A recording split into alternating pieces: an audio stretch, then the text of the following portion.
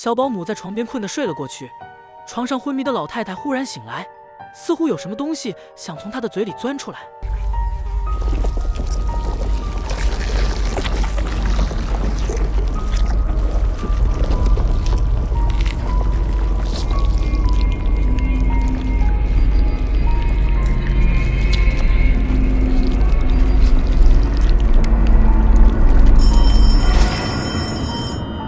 突然响起的电话吵醒了女人，暂时让她躲过了这一劫。女人名叫阿珍，她的母亲几天前上吊自杀了。她从外地过来处理母亲的遗物。纸箱里，阿珍翻到一个老相册，相册里她和爸爸的脸都被涂掉了。阿珍没想到母亲居然这么恨自己。她正在看的时候，家里电话响了起来，接通后居然是个女的专门找她。对方不但知道她是护士，还知道她现在就在母亲家，打电话就是想让阿珍去她家做几天护工。阿珍问对方是怎么知道自己信息的，对方说是阿珍母亲几天前推荐的，而且母亲说阿珍这几天就会回家。阿珍听了非常郁闷，不明白母亲自杀前为什么要这么做。她回复对方说要考虑一下。阿珍还不知道这通电话是一个死亡陷阱。晚上阿珍在卫生间洗漱的时候，听到外面门响了一下，接着居然传来母亲喊她的名字，让阿珍过去找她。阿珍惊恐地来到客厅，刚开始并没有看到什么东西，直到身后忽然发出声响。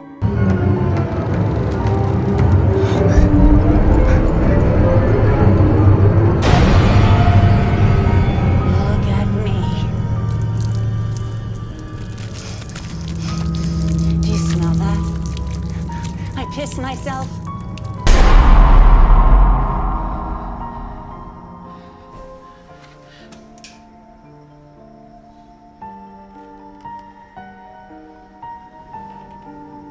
疲惫的阿珍已经分不清梦境和现实。第二天，闺蜜阿莲来看她的时候，她和阿莲诉苦，说自己最近睡不好，每晚都做同样的噩梦。阿莲建议她处理完遗物尽快离开，这个房子里有阿珍太多不好的回忆。她感觉阿珍的神经质母亲给了阿珍太多心理阴影。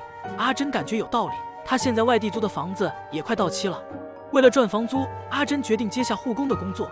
阿莲开车送阿珍过去，那家给的地址很远，最后到了才发现是树林里的一个小别墅。阿珍下车感觉这里莫名的熟悉，就像梦里见过似的。阿莲就劝她回去，这里荒郊野外的，她感觉阿珍在这里不安全。阿珍为了赚钱，还是决定留下。打电话的女人早已等在门口，她介绍自己叫芷若，是这座房子的管家。阿珍要照顾的人是房主灭绝师太。芷若领阿珍来到师太的卧室，把情况简单介绍了一下。师太最近忽然中风昏迷，但医院暂时没有合适的病房，等过2天有病房后会送师太去住院。阿珍要做的就是在家这几天的医护。介绍完几个人就走了出去，而老太太的身体似乎感应到了什么。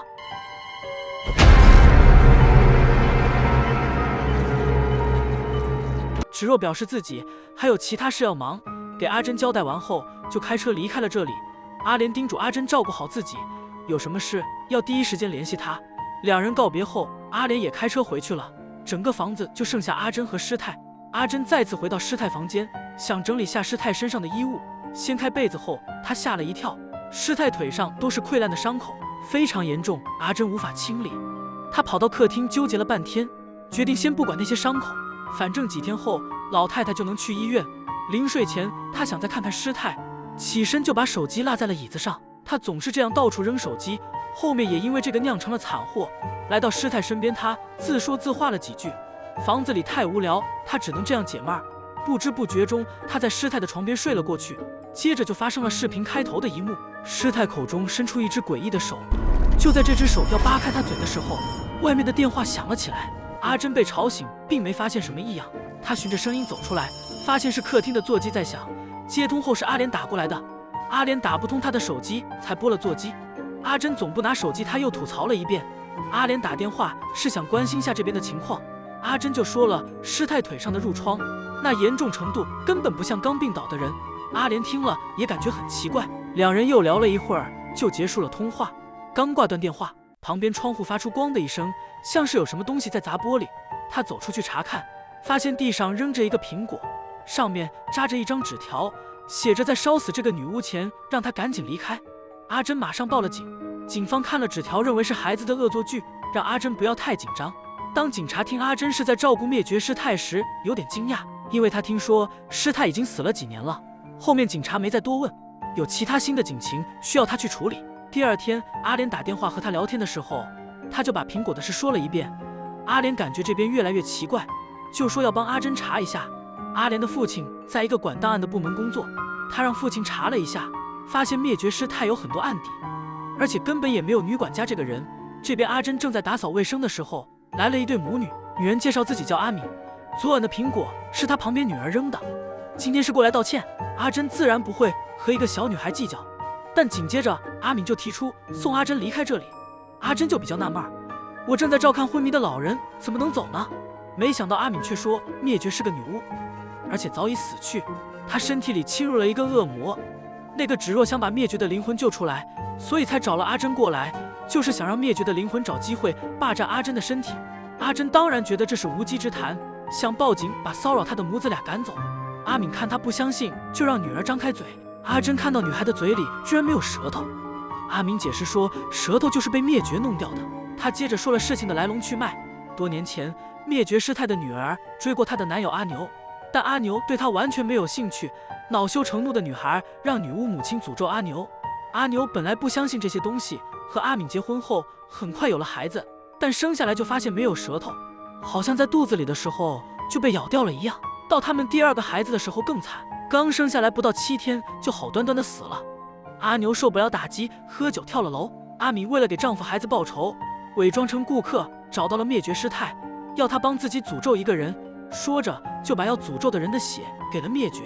灭绝喝下去后就开始了念咒，刚念完就感觉不对，怎么自己难受起来了呢？他厉声质问阿敏拿的什么血。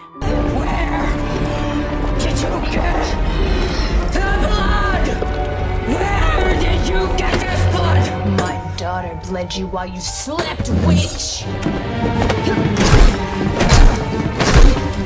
My name is Mary Lynn Crandon, and this is for my husband Thomas. 灭绝念的咒就是招呼恶魔入侵被诅咒的人。阿敏拿刀在他脖子上刻了10字，这样恶魔就被禁锢在了灭绝的体内。阿敏的女儿听到尖叫声也冲了进来，以为是母亲遇到了危险。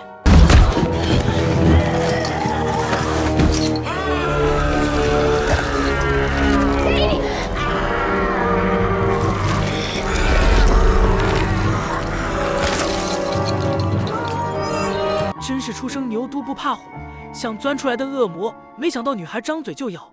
趁着恶魔懵逼的时候，阿敏拉着女儿逃出了房子。灭绝就是因此才陷入了昏迷。阿敏对女儿的勇敢赞许有加，她搞到的恶魔手指日后大有用处。阿敏全都讲完了以后，阿珍还是一副将信将疑的样子。阿敏也不再多说什么，只是让阿珍自己保重。说完就拉着女儿回去。大家注意看的话，能发现女孩脖子上挂的就是那根手指。阿莲跑到档案室接着翻资料，震惊地发现芷若根本不是什么女管家，而是灭绝师太的亲生女儿。很多刑事案件都和他俩有牵连，专心查资料的阿莲根本没注意到芷若已经盯上了他。这个邪恶的女人眼中泛出了杀气。阿莲查完资料赶紧打电话给阿珍，但一如既往的那边没有人接。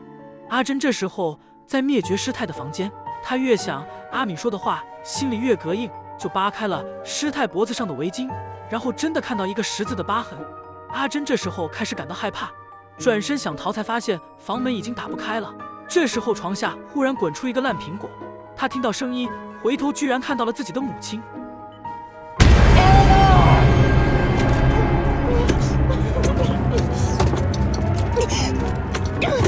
After Debbie abandoned us, at least we had each other.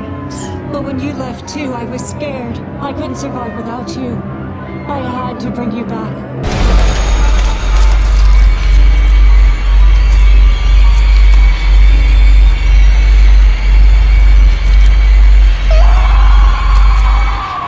打不通电话的阿莲本来想开车去找阿珍，路上他忽然收到了阿珍的信息。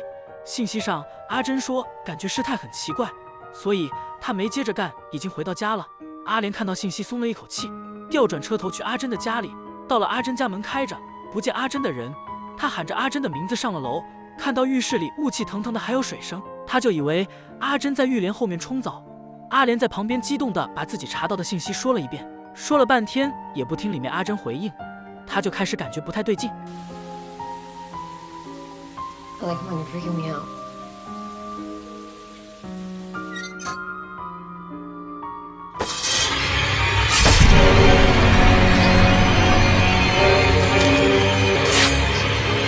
阿珍吓得蜷缩在地上，那恶魔被封印着，其实只能伸出一只手。这时候，他听到外面响起了警笛，这次来的还是那个男警官。阿珍求警官带他赶紧离开，但警官不相信他的描述，一定要到卧室检查。他进去后发现床上没有人，床下检查了一遍也没看到。等他站起来感觉不对劲的时候，已经晚了，尸体扑下来咬住了他。男警官就这样也领了盒饭，而女警官还正在外面玩游戏。阿珍冲出来找他求救，女警关掉游戏，但显然脑子还没清醒过来。Yeah, I need to find out what the hell's going on here. Get in that house. 吓呆的阿珍缓了下，才发现是阿莲的车。她把重伤的阿莲从车里拖了出来，拖到地上后，阿珍转身蹲到旁边休息。咱也不懂她为什么不看看阿莲的伤势。她刚蹲下，阿莲居然从后面慢慢站了起来，并从身上抽出了一把刀。阿珍听到身后有动静，转过头，看见阿莲摘下了一层面具，原来是芷若假扮的阿莲。还没等阿珍反应过来，芷若抬手就把她打晕了过去。等阿珍再醒来的时候，发现自己被绑了起来。芷若这时候说出了实情，原来阿珍小时候就来过她家，芷若当时还给了她一个苹果。阿珍的母亲是来找师太诅咒自己的丈夫，因为丈夫出走抛弃了他们母女。阿珍的母亲没有钱付给师太，她就用阿珍的血来抵账，等于是把女儿的灵魂卖给了女巫。所以芷若觉得阿珍本来就是属于师太的人，用她来救师太也是合情合理。说罢，芷若就把阿珍和母亲放到了一起。她在旁边念动咒语，想让母亲的灵魂转移过去。母亲的灵魂并没有出现，反而是那个恶魔突破封印，完全钻了出来。芷若不知道这是哪里出了问题，那恶魔转身趴在了阿珍身上。这时候阿敏从外面冲了进来，上去二话不说就掐住了芷若的脖子。芷若不是他的对手，慢慢的被掐晕过去。阿明开始读咒语，想把恶魔赶回地狱。那恶魔听到后放弃阿珍，转头来攻击阿敏。阿敏被他摁在墙上动弹不得。阿珍使劲挣脱开绑着的绳子，拿起旁边一把刀冲过去，在恶魔的背后划了一个十字。恶魔转身一拳把阿珍打倒在地，他挣扎着朝阿珍爬了过去。阿敏的女儿过来用那根手指插进了他的眼，那恶魔瞬间起火燃烧起来。他挣扎的时候点燃了这栋房子，三个人都完好的逃了出来。火海中，恶魔盯上了昏迷的芷若，似乎他有了新的打算，而外面的三个人却看不到这一幕。几天后，阿珍恢复了正常上班，她到一个烧伤科的病房查房，刚进去就听见有个熟悉的女生在唱歌。阿珍抬头看，发现居然是芷若。那么大的火，她居然只受了一点伤，很显然那恶魔现在肯定在她身体里。When the night is cold